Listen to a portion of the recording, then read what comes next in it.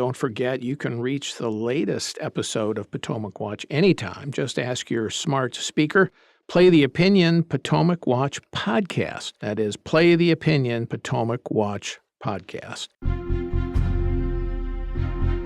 From the opinion pages of the Wall Street Journal, this is Potomac Watch.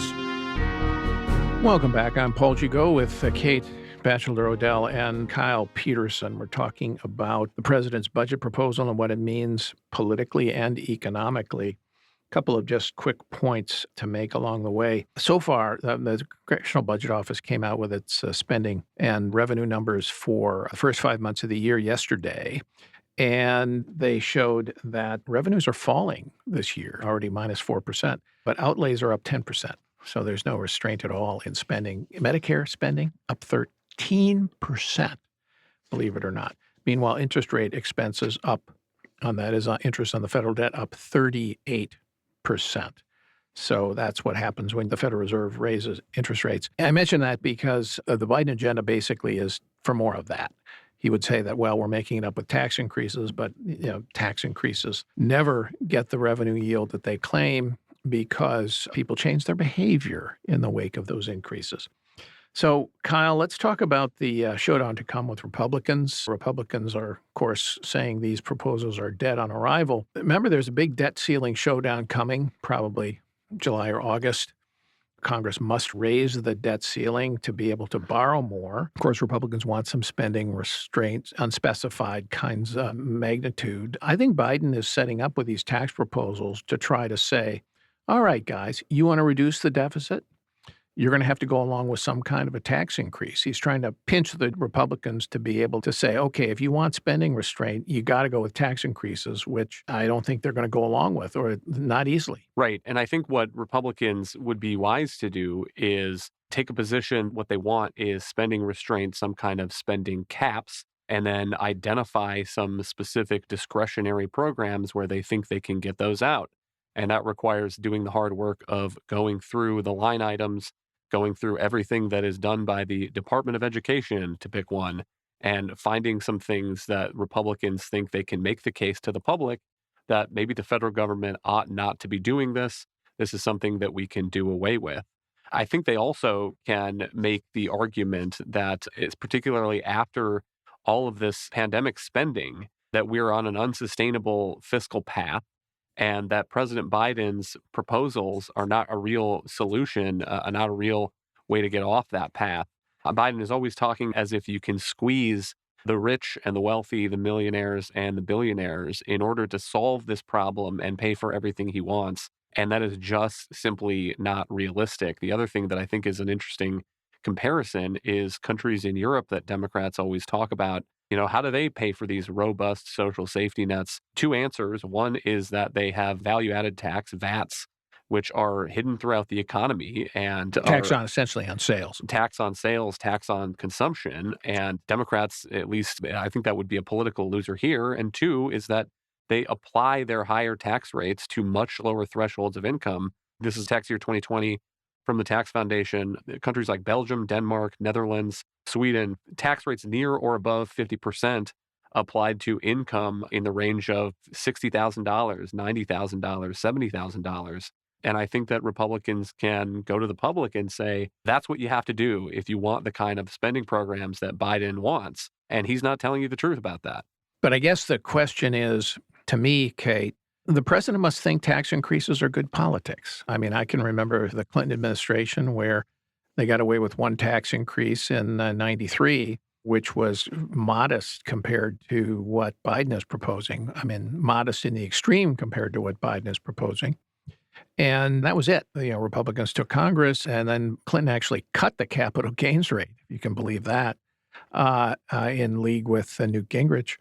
And it yielded a lot more revenue, by the way, in the wake of that. The boom times for revenue in the late 90s with economic growth. And despite that lower rate, Biden wants to raise everything across the board. He must think this is terrific politics because I guess he figures the voters won't think it applies to them, even though, as we've said, it will, and to the extent it affects the economy, it certainly will affect them. I guess he figures we're going to get a lot of covering fire from most of the press corps, which seems to like higher taxes, and certainly not going to highlight any of the issues that we've been highlighting. Yeah, I mean, to underscore your point on capital gains taxes and not expecting these taxes to increase revenue, I mean, investors can decide when to cash out and they're sensitive to rates. And you can look at analyses that show that they will cash out before the new rate kicks in or they'll wait and hold. So this is not just a revenue gusher the way we're being told. Also, I think on the political point, Biden is relying on voters not seeing through this complete shell game. And I think voters might be more astute than that. Remember when the 3.8% tax on net investment was passed through Obamacare, it's just who will even notice it because it only hits the rich at $250,000 for a married couple. But now they're adding a new bracket to it. And this idea that it won't be further expanded.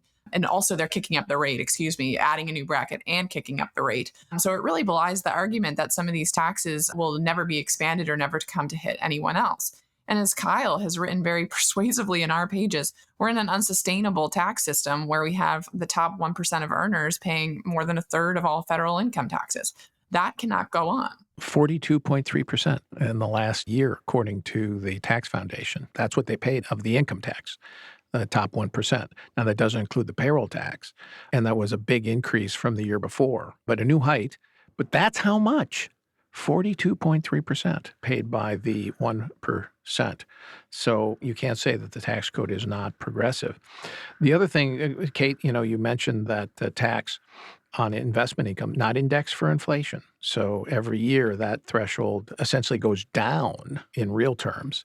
And the capital gains tax also not indexed for inflation. So you get inflated gains if you hold the stock for 10, 20, 30 years, as we're constantly lectured you're supposed to do. And you end up paying a very high rate on inflated gains. So the actual tax on your capital gain could be well over 50% if you consider inflation's effect, and it has a dampening effect on investment. Kyle, the political impact of what this says about Biden's 2024 campaign suggests to me that he is basically, he wants to pick a fight on Medicare and Social Security with Republicans. He wants to pick a fight over taxes with Republicans. And he's basically hedging his bets on whether Donald Trump will be the nominee, and he's aiming at Ron DeSantis. And he's going to use Ron DeSantis's votes when he was in the House of Representatives in favor of the Paul Ryan budgets, which reformed Medicare and did some things to Social Security, to try to run against DeSantis on those points if DeSantis gets the nomination. I think that's right, but I think there's a twofold risk here. One is that he's clearly trying to bait Republicans into putting forward some specific proposals on Social Security and Medicare, like raising the retirement age in 2070, which I think would be perfectly defensible on the merits. But that's the fight that President Biden wants to have in the 2024 election. And I understand why a Republican planning to run in 2024 would not want to choose that ground to fight on at the moment. But the other risk, I think, is that Republicans run away from any sort of substantive changes, run away from the proposals that Paul Ryan has advocated for all these many years, and give people the impression that there's nothing wrong and nothing that needs to change in these programs, which is also simply not the case. I mean, given the trend line we're on, there's going to be an automatic cut in Social Security benefits of 23% in 2034, according to the latest trust fund report. And so if I were advising these Republican candidates, I think you can go to the public and level with them and say, there's a problem in these programs. If you like Social Security and you want it to be around for your kids and your grandkids the way that it has been for you, there are going to need to be some changes. We know what President Biden's plan is. It's an enormous tax increase. And, we need to start thinking about how to save these programs and not totally close the door to anything and send people the message that nothing needs to be done. I think there's a danger of getting into a trap where if somebody like Ron DeSantis is elected, then we end up having a fight over how to save these programs when he's already committed to doing nothing to change the benefit structure that needs to change. Well, make that argument, Kyle. I don't know. It's going to be a tough sell for Republicans, I think, in this election cycle, particularly with Donald Trump out there saying, oh, my God, please don't touch either of these programs. So you've got a pincer action against somebody like DeSantis. Trump coming at him one direction, Biden coming at him another, the press corps coming at him from a third. And he's got Kyle Peterson on the Wall Street Journal in the rear coming up with reinforcements and the cavalry. And I know we're strong, we're influential, but boy, that is a formidable political phalanx against somebody who wants to be a reformer these days when you don't even have a united Republican Party behind you. I'm not saying I wouldn't support that agenda. I'm just saying it's going to be very heavy political lifting here in the next couple of years. But you're absolutely right. The reality is they will have to be reformed, these programs. They will eventually, because they are unsustainable in their present form. Thanks to Kyle. Thanks to Kate. Thank you all for listening. We're here every day on Potomac Watch, and we'll be back tomorrow with another edition with maybe more news about the increased taxes you'll be paying. Oh, joy. Thanks for listening.